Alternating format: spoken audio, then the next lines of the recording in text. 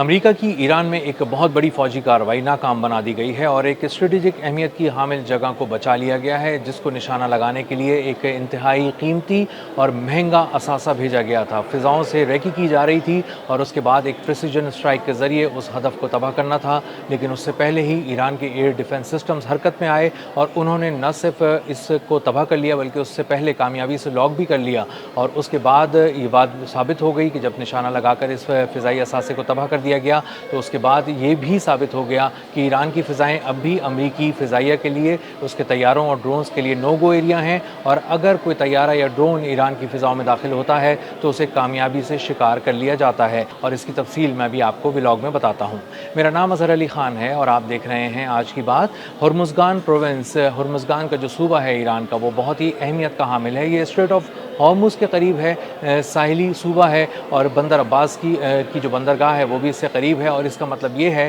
कि यहाँ पर अगर किसी जगह को निशाना बनाया जाना है तो वो इंतहाई स्ट्रेटेजिक अहमियत की हामिल जगह होती है। और इसीलिए हुर्मुज़गान प्रोविंस पे ख़ास तौर पे अमेरिका की नज़र है। बार बार यहाँ पे ड्रोन्स के ज़रिए सर्विलेंस की कोशिश की जाती थी और बहुत सारे एरियल अटैक्स के ज़रिए वहाँ पर मुख्तलिफ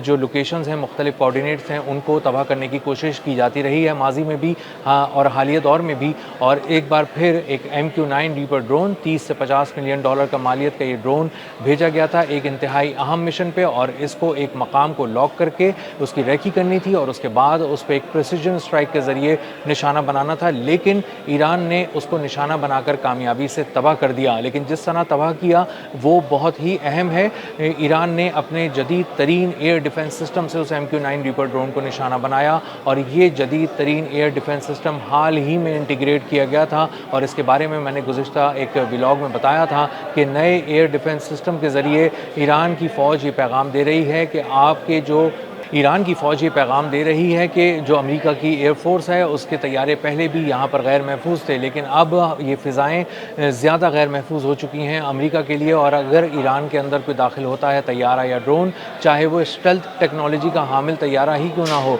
उसको कामयाबी से न सिर्फ देख लिया जाएगा बल्कि लॉक कर लिया जाएगा, बल्कि तबाह भी कर दिया जाएगा। और इसका मुज़ाहरा हम मुसलसल देख रहे हैं। एक एक करके MQ-9 रीपर ड्रोन्स का शिकार इस तरह किया जा रहा है कि वो ताश के पत्तों की तरह ये सारा मामला बिखर चुका है और मक्खियों की तरह आकर वो आसमान से ज़मीन पर गिरते हैं और समझ में नहीं आता कि कहाँ से एक मिज़ाइल आया। ख़ास किस्म का मिज़ाइल है जो ख़ास किस्म के एयर डिफेंस सिस्टम से फायर किया जाता है और वो बहुत आसानी से MQ-9 रीपर ड्रोन्स का शिकार कर लेता है। और ईरान से जंग में तकरीबन 25% जो ड्रोन्स थे उनको कामयाबी से निशाना बनाकर तबाह कर दिया गया। इनकी तादाद तकरीबन 45 बनती है, जो 1 अरब 30 करोड़ डॉलर मालियत की ड्रोन्स थे जिनको तबाह किया गया ईरान से जंग में। और अगर अमेरिका के इन्हीं आदाद शुमार को तस्लीम कर लिया जाए और किसी आज़ाद ज़राए से आने वाली किसी खबर की को यहाँ पेश ना किया जाए तो यही कहा जाएगा कि 45 ड्रोन जो आज सुबह तक वो कंफर्म कर रहे थे उसमें एक और का इजाफा हो गया है और 46 ड्रोन अब तक तबाह किए जा चुके हैं। और ये अब तकरीबन 1.5 अरब डॉलर के करीब पहुँचने वाली है ये फिगर बहुत जल्द।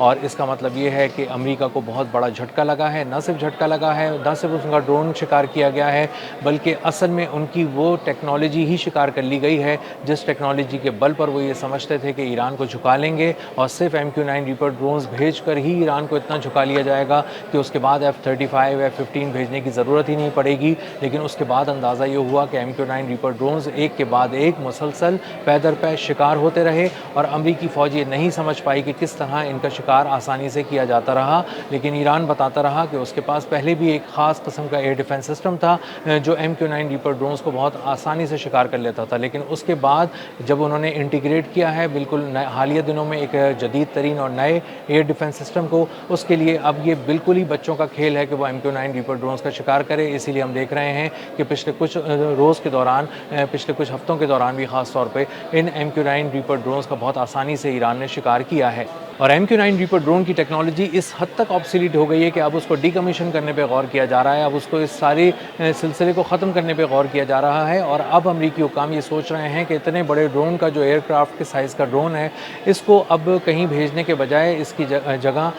40 से 50 मिलियन डॉलर मालियत के बहुत सारे छोटे ड्रोन बनाए जाएँ जो स्वाम की सूरत में अटैक करें, झुंड की सूरत में आएँ, ताकि उससे एयर डिफेंस सिस्टम्स भी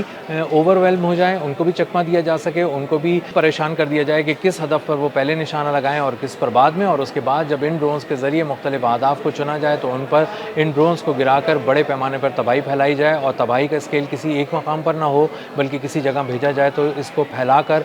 इसकी तबाही को फैलाया जाए, इसकी तबाही का स्केल को हर तरफ लेकर जाया जाए और उससे दुश्मन को नुकसान ज़्यादा से ज़्यादा हो। अमरीकी अखबार की ताज़ा तरीन रिपोर्ट ये बात बता रही है कि MQ-9 रीपर ड्रोन्स न सिर्फ एयर डिफेंस सिस्टम्स के ज़रिए शिकार करके तबाह किए गए बल्कि वो जैमिंग के नतीजे में भी तबाह किए गए। इसका मतलब ये है कि जदीद तरीन जैमिंग सिस्टम भी ईरान के पास मौजूद है, और अगर आबनाए हुर्मुज़ के ऊपर या करीब या कहीं और इस तरह के ड्रोन या तैयारे उड़ रहे होते हैं। KC-135 रिफ्यूलिंग टैंकर्स ने भी शिकायत की थी कि उन्हें जैम करने की कोशिश की गई। MQ-9 रीपर ड्रोन्स भी जैम किए गए और उसके बाद गिरा लिए गए। MQ-4C ट्राइटॉन को हैक कर लिया गया, पहले जैम किया गया उसके बाद हैक कर लिया गया। ये तमाम किस्म के एयरक्राफ्ट डिस्ट्रेस सिग्नल भेजते हैं अपने कमांड एंड कंट्रोल सेंटर को ज़मीन पर, और 7700 का साइन दे के बताते हैं कि वो बहुत मुश्किल में फंस गए हैं, या तो वो अपना कंट्रोल को खो चुके हैं या फिर उन पर कोई कंट्रोल हासिल कर रहा है, और उसके बाद वो इस तरह से एक्ट करने लगते हैं जैसे वो किसी और के हाथ में चले गए हैं। वो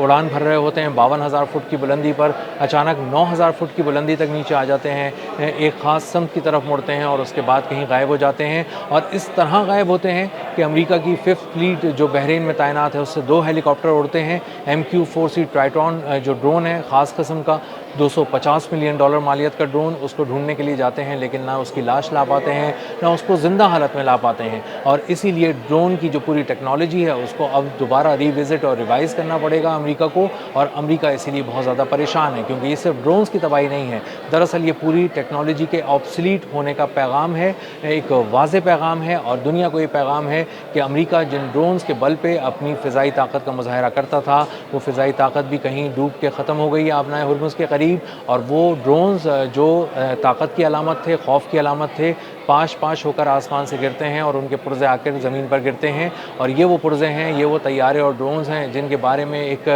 भरपूर किस्म की नुमाइश की गई ईरान के अंदर, और दिखाया गया कि कौन कौन से पुर्ज़े, कौन कौन से ड्रोन्स और कौन कौन सा उनका मलबा ऐसा है जो वाक़ियात हैं उनकी नुमाइश के लिए पेश किया गया कि किन को हमने शिकार किया इस अमेरिका और ईरान की जंग के दौरान, और उसके बाद उनको एक अंडरग्राउंड टनल में रखकर उनकी नुमाइश की गई, पूरी दुनिया को दिखाया गया और वाज़ेह अल्फाज में बताया गया कि इन तमाम पुर्ज़ों को अब रिवर्स इंजीनियरिंग के लिए इस्तेमाल किया जाएगा और एक नई ड्रोन टेक्नोलॉजी खड़ी की जाएगी, और इसी तरह फाइटर जेट्स ख़ासतौर पर F-15 जिसका शिकार किया गया था, $96 मिलियन का वो एक फ़ाइटर जेट है, एक वॉर मशीन है, उसको जब तबाह किया गया तो उसको भी अब रिवर्स इंजीनियरिंग के ज़रिए, एयरक्राफ्ट इंजीनियरिंग के ज़रिए एक नए तैयारे पे काम किया जाएगा और उसके अंदर कुछ नए एडवांस फीचर्स शामिल कर दिए जाएंगे। तो MQ-9 रीपर ड्रोन्स 25% तक तकरीबन ख़त्म हो चुके हैं जितने उसके पास ईरान से जंग से पहले थे अमेरिका के पास, और ये तकरीबन $1 अरब 30 करोड़ मालियत के 45 ड्रोन सुबह तक तबाह हो गए थे, और उसके बाद आज एक और शिकार कर लिया गया तो उसमें 46वें का इजाफा हो गया है,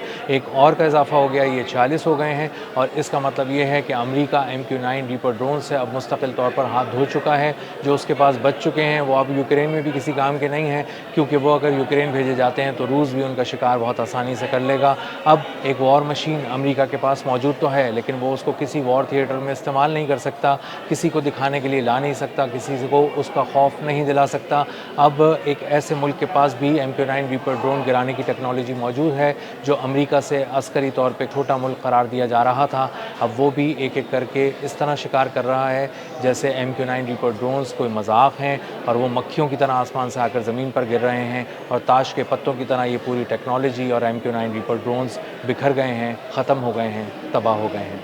अब तक के लिए इतना ही, मिलते हैं अगले व्लॉग में किसी नई खबर, नए तज्ज़िये और नए ज़ाविये के साथ। अल्लाह हाफ़िज़।